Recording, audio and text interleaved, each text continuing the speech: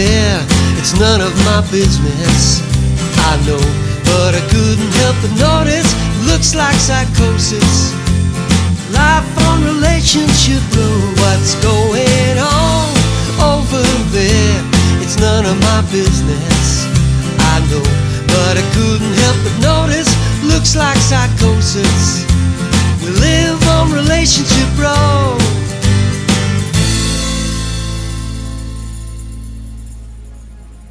Paula from number 9 has walked around the block and now knocks on Dan's door as arranged. "Hello, Dan," she says as brightly as she can. "Did you find Alice?" "Unfortunately, no, I didn't. I was waiting to see if you had spotted her before doing anything else. I've only just come back myself. I was hoping that maybe you would find her." He looks down as he says rather quietly, "I suppose I had better go round to Peter's and tell him we haven't found her yet. I presume the next step is to inform the police and get them looking for her." "I wonder if I might be able to help more if I could have a word with Peter," says Paula a little timidly. "You see, at the nursing home, we often found that patients would talk about wanting to go back home, but they were usually referring to a place they knew as children, like their old homes where they grew up. If Alice grew up around here, or near here, then perhaps she might have gone there." Dan looks up hopefully. "I knew it was the right thing to do to speak to you," he affirms, already feeling more confident. "Let me just pop round to Peter and ask him if he will talk to you. You see, I think he feels really embarrassed about the whole thing, and he seems to think that it's his fault for not noticing sooner that she had gone. But I mean, he can't be watching her every minute of the day, can he? And she has seemed more or less normal these past few days." A few moments later, Peter calls Paula into Peter and Alice's home, and Paula explains to Peter that they might find Alice at her old home if that is nearby. "It's about half an hour away, that's all," says Peter, "but it's in ruins now. After her parents died, no one in the family did anything with it, so the old place has fallen into disrepair. You know, the usual family disputes, which means that nothing happens at all," he adds. "Peter, I think it might be worth taking a look out at the home place before ringing Kathy or going to the authorities, don't you?" says Olive, always the voice of reason. "Yes, okay, let's do that. It's better than just sitting here waiting," says Peter as he goes to fetch his car keys. Olive and Dan exchange looks, but both of them realise that Peter isn't going to wait any longer in the house in the hope that Alice returns on her own. "Tell you what," says Dan, "I'll drive and you direct me. That way you can be looking out the window at the same time, trying to spot her." Paula stands back, uncertain what to do next, but Dan then says to Peter, "I think it might be a good idea if Paula comes as well, Peter, if you were okay with that. She does have a lot of experience dealing with this kind of thing." Peter looks relieved at the idea that someone might actually know what to do for the best, and is grateful to Paula for her help up to now. Paula now has to make a decision. She knows that if she doesn't get home pretty soon, Sean will come back, find her missing, and give her hell when she returns. On the other hand, for the first time in a very long time, she feels useful and needed, and that makes her feel good. She hesitates a moment before making a decision. Then Paula, Dan and Peter get into Dan's car while Olive waits in the house in case Alice comes back on her own. In number 1, Colin and Sally are enjoying a light lunch together. Colin is feeling a bit more confident about his marriage these days. He has not heard from Joanna for a while now, and he has to put the whole episode behind him, well, almost anyway. At his work, they are being encouraged to still operate from home and only go into the office for just a few days a week. The first thing Colin had done was to try and find out which days Joanna would be working in the office, and then choose different days for himself, so that they didn't meet up. However, yesterday she had appeared quite unexpectedly.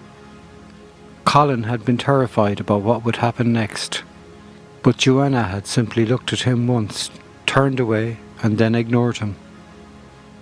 Colin breathed a huge sigh of relief. Today is a work from home day, so he is feeling a lot more comfortable. "I got a new client this morning," says Sally conversationally.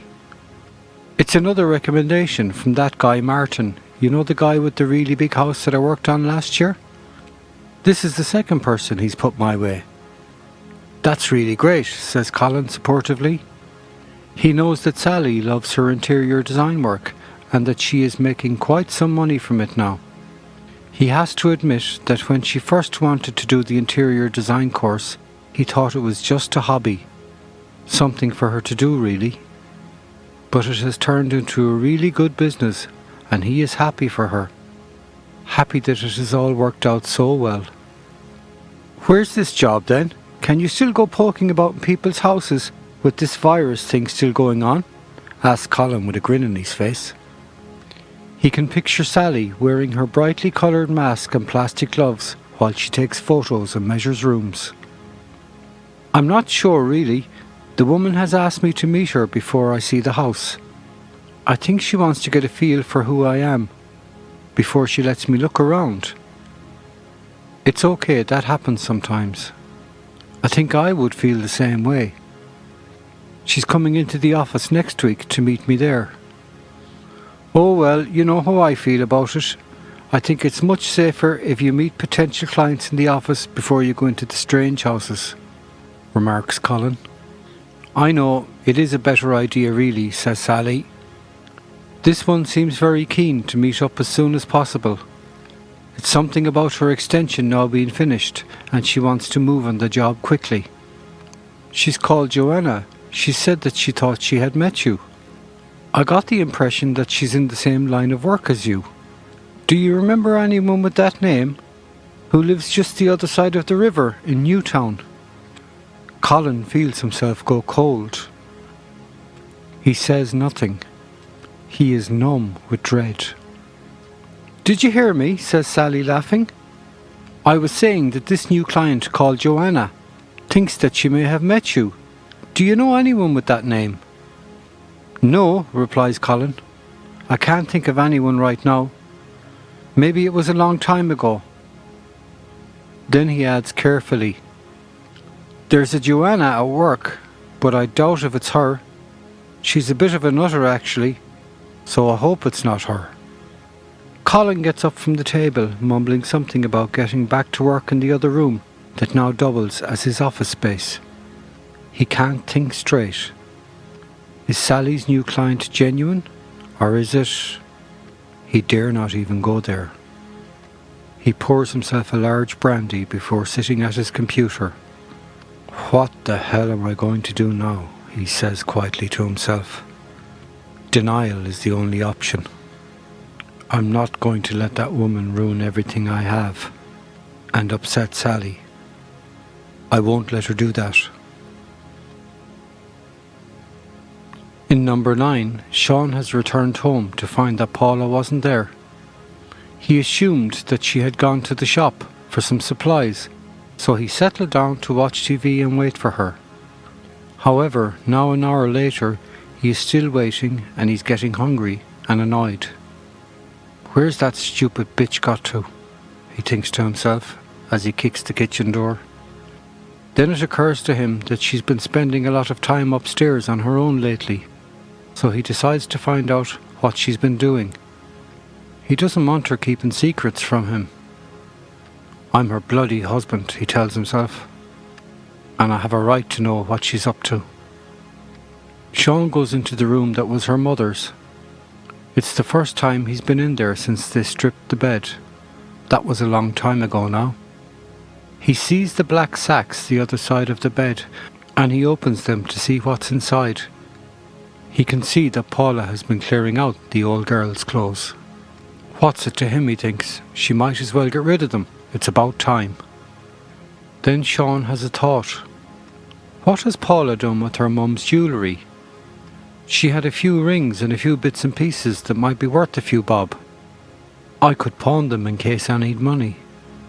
Since socialising with Mick and the other lads, he's been smoking more weed, and he's had a few bets online too.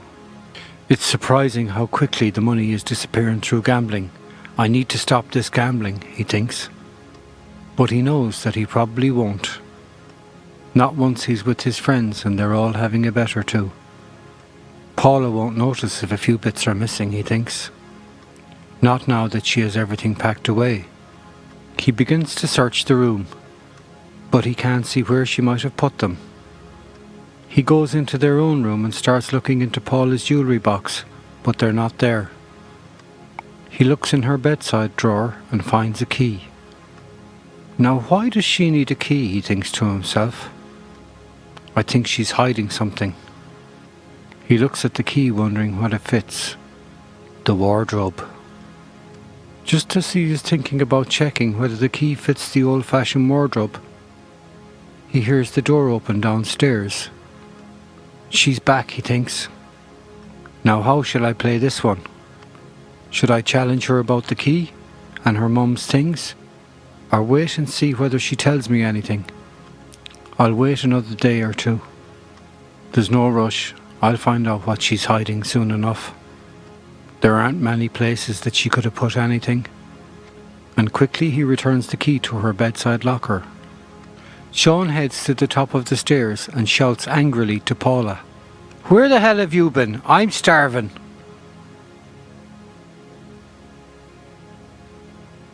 If you have something you would like to share or a concern you would like addressed, please send it in and we will try and incorporate it into the future storylines. Tune in again for the next episode of Relationship Road.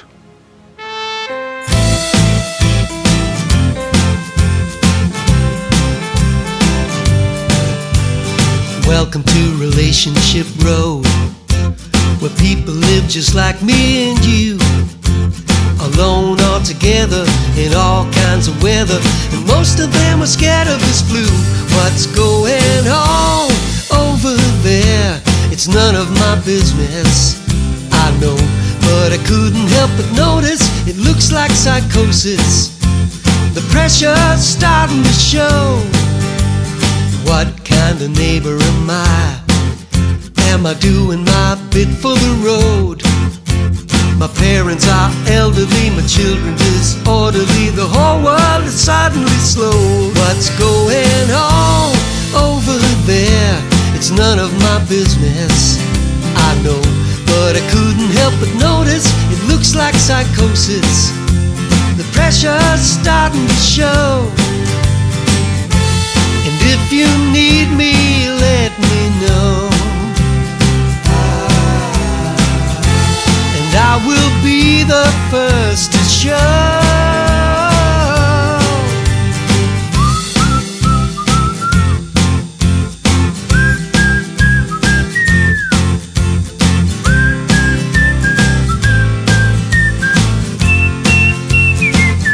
What's going on over there? It's none of my business, I know, but I couldn't help but notice it looks like psychosis. The pressure's starting to show. The future, well, nobody knows, but we'll do our best till then, I suppose. I've got my friends and my family, no place that I'd rather be. I'm learning to go with the flow.